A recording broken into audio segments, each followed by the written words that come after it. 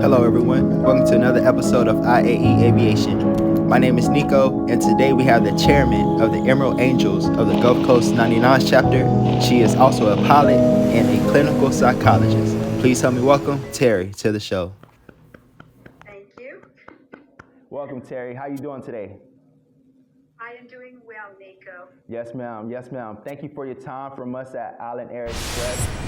So today we're going to talk about your experience in aviation and what got you into flying and your career path and all the things that you have going on and the volunteer work that you do in the community, okay? Okay, sounds great. Wonderful, wonderful. So let's start off at the beginning. What got you interested in aviation? What got you started? Well, when I was a little girl, I used to ride with my dad to the airport and watch airplanes take off, land, taxi around. It was the way that I had one-on-one time with my father. So it was a step for me, and I learned to have a love for aviation just sitting there with my father and watching the aircraft move about. Oh, wow. Was your father a pilot as well? No, he was not. And what? He just had an interest in aviation. Okay. So do you have any family members that fly? No, I am the only family member, with the exception of a cousin who I had just inspired recently, and he has just started taking flying lessons. Amazing. The flight with others, do you find that gratifying? I find it very gratifying. I love to take other people up and expose them to general aviation. So many people have never had that responsibility. Even if they've been in a commercial airliner, they've never been in a small aircraft. And so I take every opportunity that I can to offer other people that experience. Yes, and when I ma'am. offered my husband the experience, he just couldn't shake it. And within a few months, he signed up for lessons. Have any children that fly? I have two daughters, but neither one of them are interested in flying. Okay. However, I haven't influenced other children to pursue an interest in flying. Myself personally, I have flown nearly 150 individual children between the ages of 8 and 17 through a program called Young Eagles.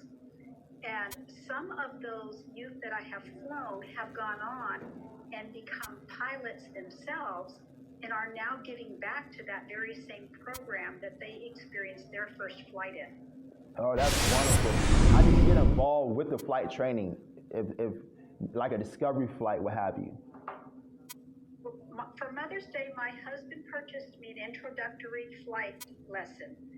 And the instructor allowed my husband to sit in the back while I took the lesson. And I remember that first taxi. It was in a 172 Cessna, and it felt like I was a little bit drunk trying to get that taxi down the taxiway in order to take off.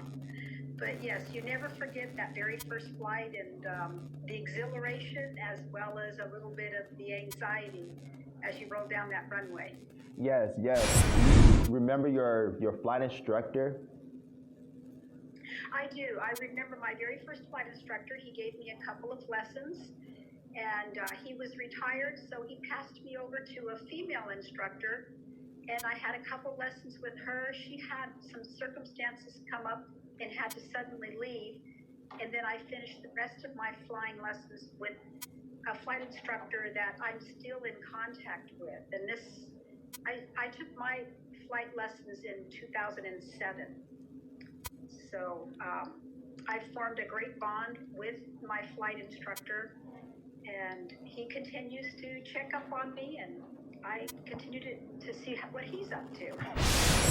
Remember the crosswind landing your first time stalling?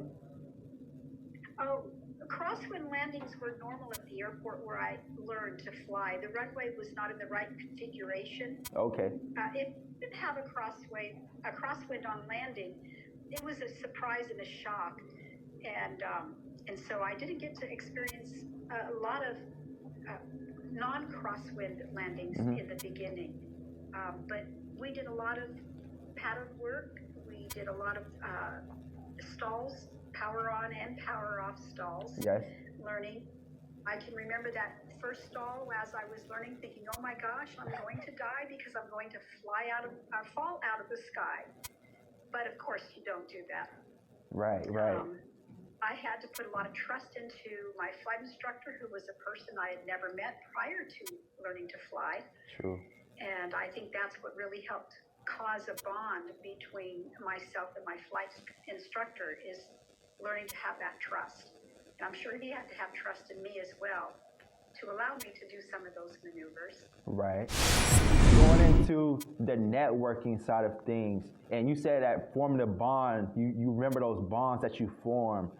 Can you express the importance of networking and the importance of meeting new people in aviation and what type of bonds that you can form? It's really great to have a good aviation support group, whether that's through a club, an organization, through just the hangar talk out at the airport. I know as a student pilot, I really relied on support from those in the aviation community, because when it got tough, I couldn't rely on myself to be motivating and assuring. I did need the reassurance and the motivation of those around me. So I feel like that bonding and relationship with others in the aviation community is Yes. important for success. Yes, ma'am. Aviation is a male-dominated field. So being in the 99s organization and meeting different women, how has that experience been like for you, being in that organization and some of the things that you do in the organization? I love being in this particular organization, the International 99s Women's Pilots Association. There are with all different flight experiences, flight levels. There are so many amazing women in this group that can help you with the littlest things, support you in every way, promote aviation, education has been amazing through this organization, and mentoring. I'm about ready to start a new rating, and I am really excited that I have women out there who can support me and mentor me in this area and be able to help me to make that next step. Yes, ma'am. You're the chairman, correct, of the organization, correct? I'm the chairman of this chapter of the organization. And what's the location? What area does that entitle? Encompasses a geographical area from Biloxi, Mississippi to Tallahassee, Florida, and about 50 to 60 miles inland. So we're quite a large geographic area. Or head a little east for meetings a couple times a year, so that way those who have to travel further have a meeting that's closer to them, or an event. Okay, okay. And what type of events do y'all have? Do y'all have anything starting in March? We will have a meeting at the Fairhope Airport in Alabama, and there we will be discussing the painting of a compass rose for the Fairhope Airport, which we are going to be painting in either April or in May.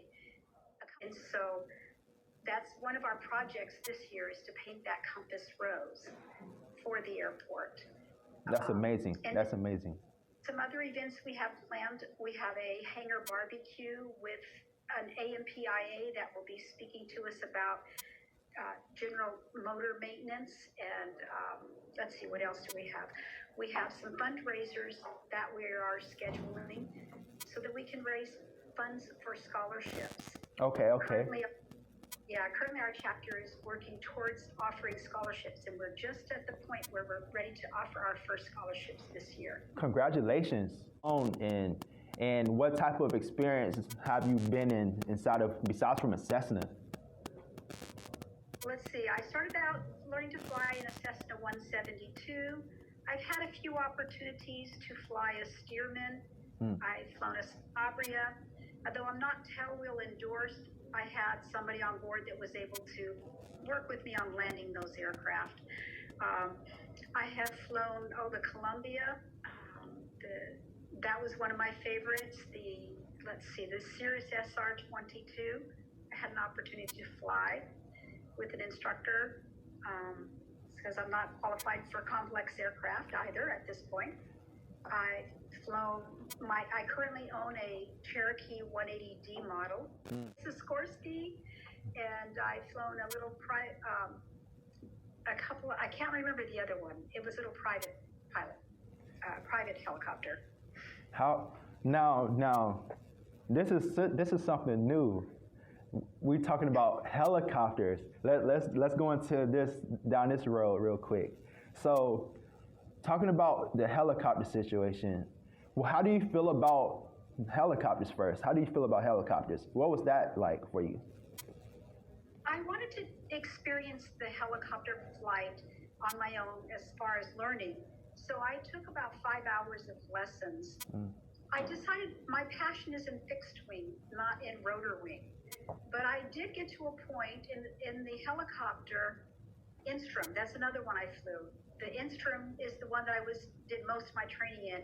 And I managed to be able to hover the helicopter 20 feet above the ground and do a 360-degree pirouette without changing the attitude. It's a little bit more attention draining. You have to really pay attention because you have so many more working parts to your body to work with the helicopter. And I enjoy the fixed wing because you get a chance to just relax and enjoy the scenery. Yes. Is it true with the helicopter that it's use both your hands and the feet? Yes. Okay, yes. okay, yes. I used to tease, I need more appendages in order to be able to fly. You're in school and obtaining your private pilot license at the same time? I did. I was working on my dissertation for my PhD in clinical psychology, a break from learning the book work of my profession. And then once I learned to fly, then I got involved with a group called Flight Without Fear through the Colorado 99's chapter. And we worked with everyday folks who needed to make a flight on a commercial airliner, but were afraid to fly. And so that really helped me to bring the two worlds together, my profession as well as my aviation. So I did that for about 4 years. Sit down and talk to, and you really had to go through a different process with them mentally to get them prepared to fly? Is that correct? That's correct. So we had an 8-week course, and it was held once a week for 3 hours. So half of the session would be the psychological aspects of the fear and how we would talk about what causes that fear, how to manage the fear, how to change the fear. And so the folks who participated in the program would learn various skills for fear management. And then the other half of the class often was education. So we would educate them about an area of aviation. And that way we would take some of the mystery out of flying. For example, we had a tour of the maintenance facility for United Airlines at the Denver International Airport. And the class was able to go into one of the aircraft that was in the maintenance facility. They were able to wander around the plane.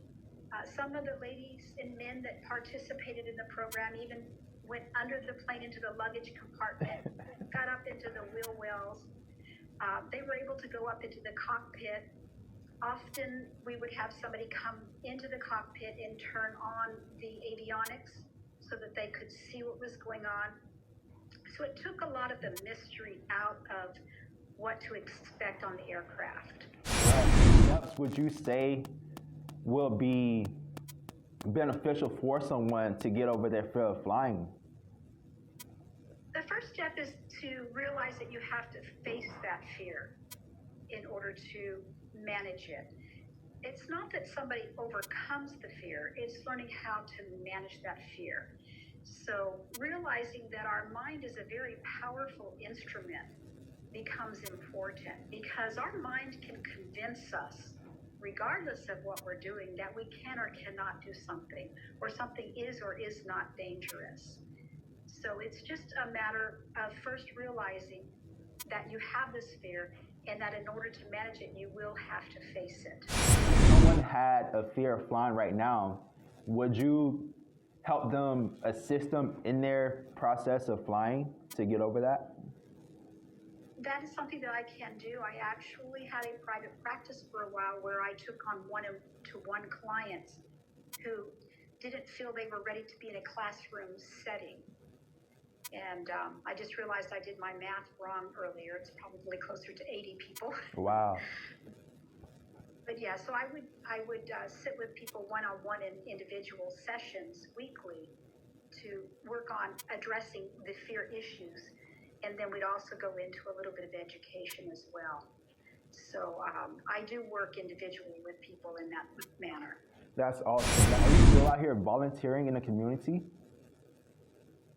I do volunteer in the communities. As the chairman of the chapter, I do put in a lot of time, but it's a pleasure and an honor to be able to do that. I work with an amazing group of women who are a part of this chapter, as well as a part of the larger organization.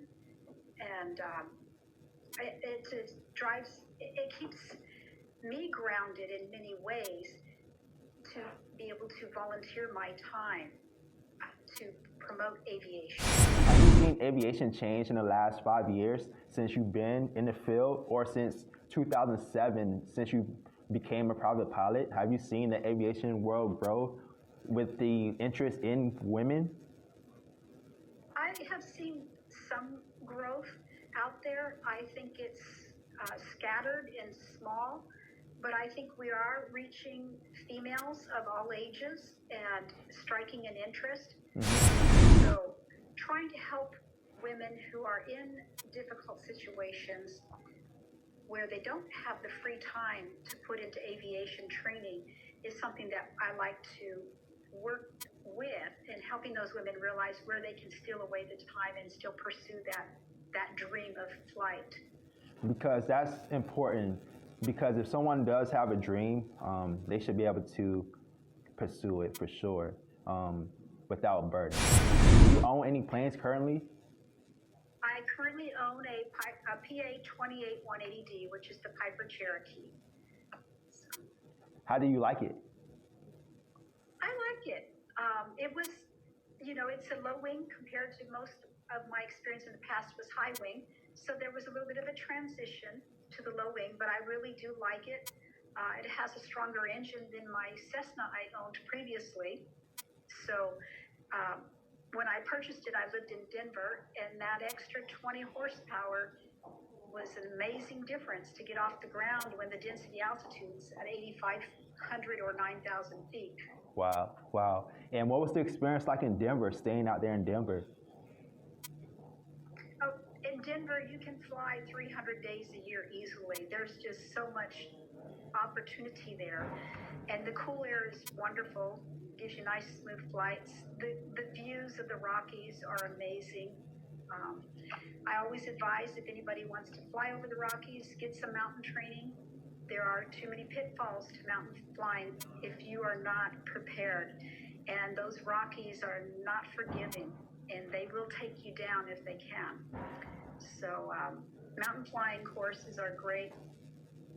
And I did take a course while I was there, and I was able to fly up to a couple of places in the Rockies while I lived there. What city have you been to that sparked your interest the most?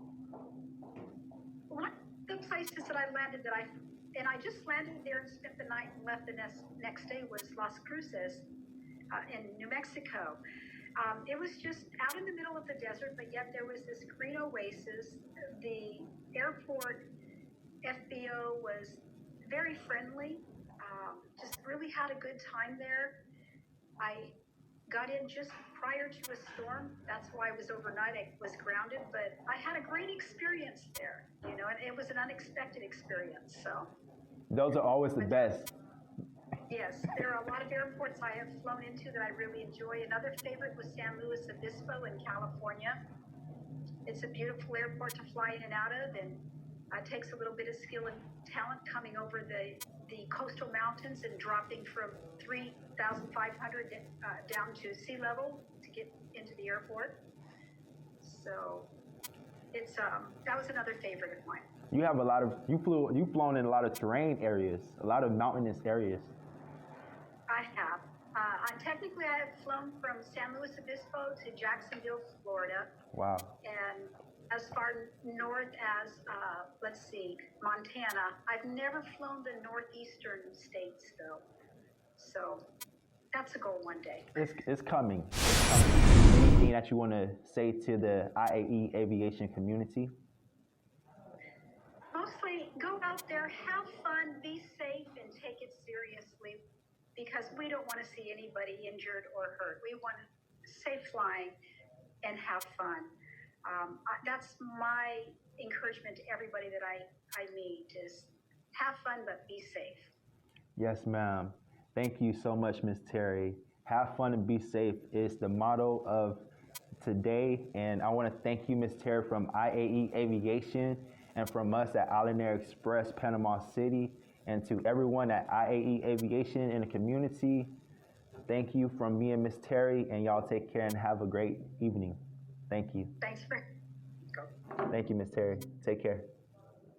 Okay, bye-bye. Bye-bye.